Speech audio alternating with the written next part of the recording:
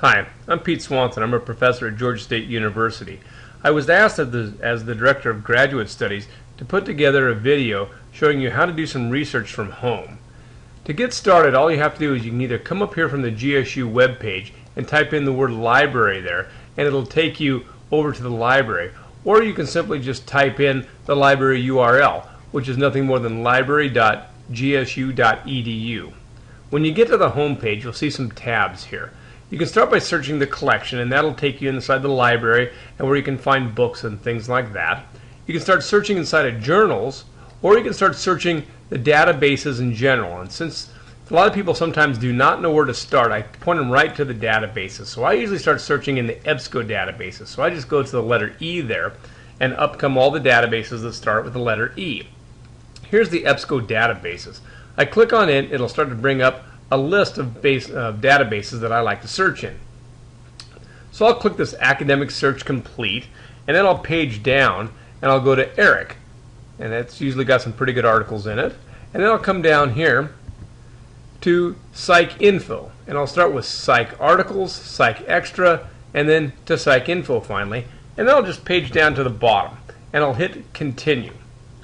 Now what I'm doing is I'm only searching within those databases specifically. Now when you first come to the page, you'll notice that you're only getting an area to search one area of words here, one set of search strings. And what I like doing is I like going to the advanced search here because I can search 3 different areas here. And so let's say I'm interested in searching something about foreign language teachers. And so I start typing in there, and it starts to find things. All of a sudden it says foreign language teachers. And let's say that I want to find something on efficacy. And what I can do is I can just type that in, and there it is. And then down here you'll see some other search options here. And one thing I like to do is I like to come down here, and I always like to have my results as full text. So it'll show up as a PDF. And so I'll come up here and I'll search this. And when I hit the search, it brings me up a lot of different articles here in chronological order, starting with some newer ones here. And so here's one article that I published in the Canadian Modern Language Review.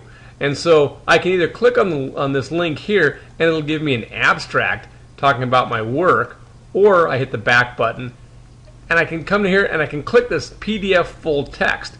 And what it'll do is it'll bring me the entire article via PDF. And once I've got that here, I can say, okay, I can read it online, or I can send it over to a printer if I'm connected to a printer, or I can just download that article. So I click on download many times, and I'll say, let's open this up with the Adobe Reader, and I'll click on that, and here it is.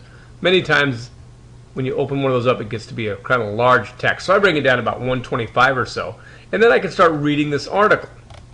If I find something in the article that is interesting to me and I want to make sure I highlight it, what I can do is I can highlight in the PDF itself. So I could actually just take this first sentence here and highlight it, and then come up here at the top and click that button, and it brings it into a nice yellow highlight.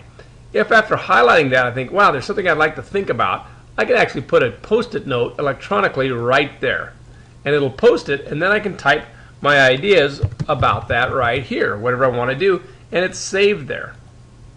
So it's really rather handy. When I save this, what I typically do is I will highlight the title of the article itself, and I'll hit copy on that. And when I come to the file menu, I'll say save as, and you'll notice that it gives you a document number here, and I'll delete that document number and I'll actually paste in the title. Now notice between second and foreign there's a slash there, and I delete it immediately because when saving these to PDF they do not want a special kind of characters, and I'll actually just save this right here on the desktop, and I'll click save. It'll ask me if I want to replace it, and I'll say yes, and I've got it now. And the beauty about this thing is that once I actually go and I find this and I reopen it, it's actually got the highlights inside of it. Okay? So when I go back to the library here, and I'm searching here, you can also, instead of just searching by just different words, is that you can actually search by somebody that's published something if you know the author. So I could put in my last name, and in the select a field, I can select author, and then go and search, and it'll see what it brings up. And so here it is bringing up some of the articles that I've published in the last few years again. If I don't know exactly, if I've been reading one of these articles, for example, and let's say I go back to that article that I just saved, and I open it back up here, and I look here and I see some keywords, I can start searching these new keywords to find more research just like this one. Another thing that I can do is that I can start mining this reference section for different journals. And so if I find one that I really like, I think, okay, here's something by Shannon Moran and Wolf Olkoy, I can actually go and search for that journal specifically. And so I can highlight these words, and I can copy those, and then go search this. Let's say I wanted to search in 2001, which is the article there. So I can come back to the library here, and I'll just go back to gsu.edu, and I'll just show you again. Just type in the word library there, and it'll bring up here, and there's the top one right there, and it takes me right back to my library. I can search for these journals, and I can just type that journal name right there without the comma, and I can go there.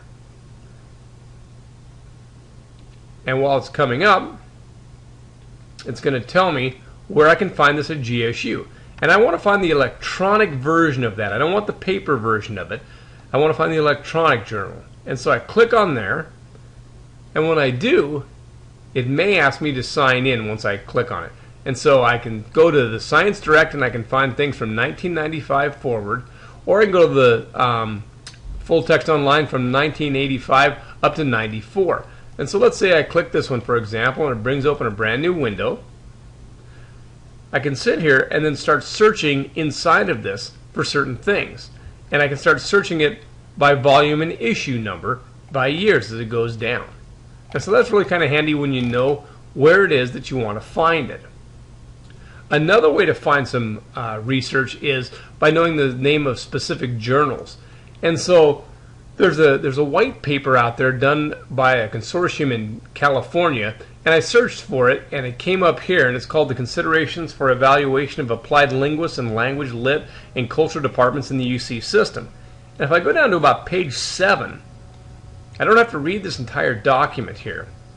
But what it does is it gives me a list of the top applied linguistics journals that I may want to start looking in. And this is a great place to start looking for things when you finally come up with a topic.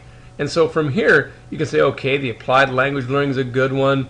Maybe the Canadian Modern Language Review, maybe the Journal of Computer Mediated Communication or something like that. So once I know what I'm looking for, I can go back to the library here and I can start searching just like I did to find teaching and teacher education. It's really relatively simple to do. And if it'll go back to there, we'll be set. I'll just shortcut that and go right back to it.